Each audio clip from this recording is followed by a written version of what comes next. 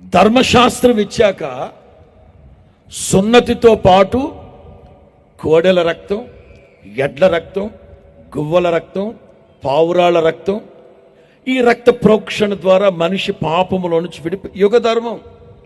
ఇక యేసుక్రీస్తు 2000 సంవత్సరాల క్రితం నరావతారిగా ఈ లోకానికి దిగొచ్చి 30 సంవత్సరాల వయసులో అదిగో అలా వెళుతుంటే బాప్తిస్మం ఇచ్చిన యోహాను ఏమంటారు తెలుసా?